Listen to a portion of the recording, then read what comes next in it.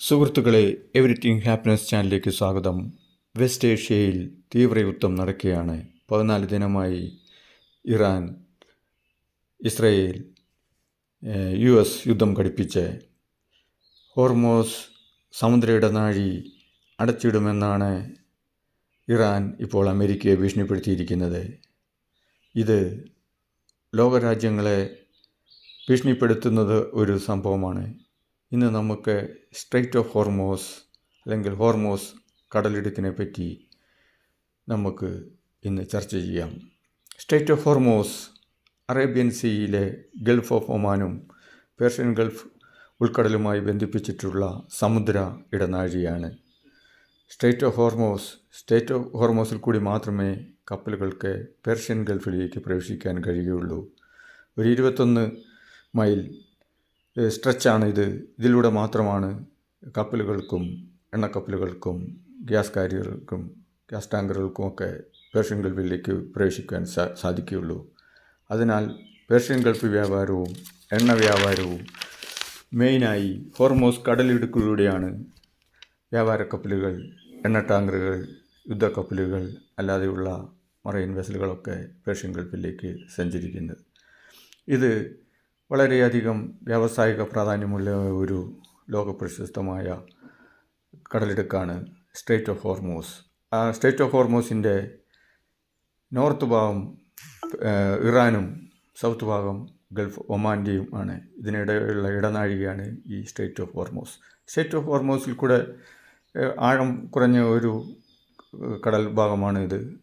അത് കൂടെയാണ് പേർഷ്യൻ ഗൾഫിലേക്ക് വ്യാവസായിക ബിസിനസ് കപ്പലുകളും അല്ലാത്ത കപ്പലുകളുമൊക്കെ പേർഷ്യൻ ഗൾഫ് ഉൾക്കടലിലേക്ക് വരികയും പോവുകയും ചെയ്യുന്ന ഒരു ഗേറ്റ് പോലെ വേണമെങ്കിൽ ഇന്ന് നമുക്ക് പറയാം.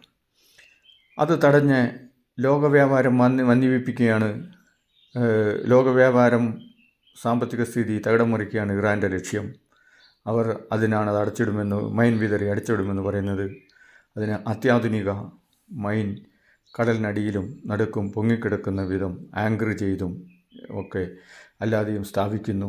ഇത് അതീവ അപകടം പിടിച്ചതാണ്. ഇരുമ്പായിട്ടുള്ള കപ്പലിലേക്ക് ഈ മൈനിനെ ആകർഷിച്ച്, കാന്തശക്തി മൂലം ആകർഷിച്ച് വേണമെങ്കിൽ പൊട്ടിത്തെറിക്കാം. അതോടൊപ്പം തന്നെ മൈൻ പൊട്ടിത്തെറിച്ച് കപ്പലിൻ്റെ ഹള്ളിന് ദ്വാരം വീഴുകയും കപ്പൽ മുങ്ങുകയും ചെയ്യാം. തീപിടുത്തമുണ്ടാകാം. അടിഭാഗം തകർന്ന് തീപിടിച്ച് വെള്ളം കയറി മുങ്ങുന്നു.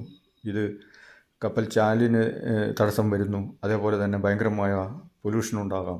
ഇത് ഭയങ്കര കടൽ പൊല്യൂഷനും ജീവഹാനിക്കും ചിന്താധീനമായ നാശം കടലിനും കരയ്ക്കും വരുത്തുന്നു. അത്യധികം മാരകമാണ് ഈ പ്രയോഗം. ചിലവോ തുച്ഛം. മിസൈൽ പ്രതിരോധം വെച്ച് നോക്കുമ്പോൾ മൈൻ സ്വീപ്പേഴ്സ് ചിലവ് വളരെ തുച്ഛമാണ് എന്ന പ്രത്യേകതയുണ്ട് ഇതിന്. വളരെ അത്യാധുനികമായ പ്രത്യേകതരം ആധുനിക മൈനുകളാണ് ഇറാൻ ഇവിടെ ഉപയോഗിക്കുന്നത്. ഇത് നീക്കം ചെയ്യണമെങ്കിൽ മൈൻ സ്വീപ്പേഴ്സ് എന്ന അത്യാധുനിക തരം കപ്പലുകൾ വേണം. വളരെയധികം ചിലവേറിയതും സമയം എടുക്കുന്നതുമാണ് ഈ മൈൻ സ്വീപ്പിംഗ്. ഈ മൈനുകൾ ഒഴിവാക്കണമെങ്കിൽ വളരെയധികം സമയം എടുക്കും. വളരെ ടെക്നിക്കൽ ആയിട്ടുള്ള ഒരു ജോലിയാണ്. അത് സ്ഫോടനം ഉണ്ടാകാം അത് നീക്കം ചെയ്യുമ്പോൾ. അതുതന്നെയല്ല, ഈ മൈനുകൾ സമുദ്ര ജലപ്രവാഹം മൂലം, സീ കറണ്ട് മൂലം ഏത് ദേശത്തേക്കും ഒഴുകി മറ്റുള്ള കപ്പലുകൾക്കും ബോട്ടുകൾക്കും പാസഞ്ചർ ഷിപ്പുകൾക്കും ഒക്കെ ഭീഷണിയാകാം. ഇത് ഒരുതരം ബോംബാണ്. ഇത് കാന്തശക്തിയോടെ ആകർഷിച്ച്, ഇരുമ്പുമായി ആകർഷിച്ച് പൊട്ടിത്തെറിക്കും. അതാണ് ഇപ്പോഴത്തെ അത്യാധുനിക മൈനുകളെല്ലാം വൈബ്രേഷൻ മുഖേനയും സൗണ്ട് മുതലായവയും സെൻസ് ചെയ്ത് ഡിറ്റക്റ്റ് ചെയ്ത് പൊട്ടിത്തെറിക്കാൻ കെൽപ്പുള്ളതാണ്.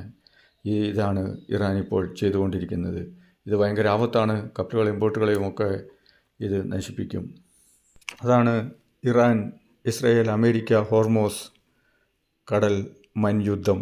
സുഹൃത്തുക്കളെ, യുദ്ധം ഒന്നിനൊരു പരിഹാരമില്ല. മനുഷ്യനാണ് വലുത്. മനുഷ്യരാശി ജയിക്കട്ടെ, യുദ്ധങ്ങൾ തോൽക്കട്ടെ. മതമേതായാലും മനുഷ്യൻ നന്നായാൽ മതി. Thank you. I am Captain Grandmaster Shaji Matthew. Like, comment and share and subscribe. Thank you very much. Thank you. Out.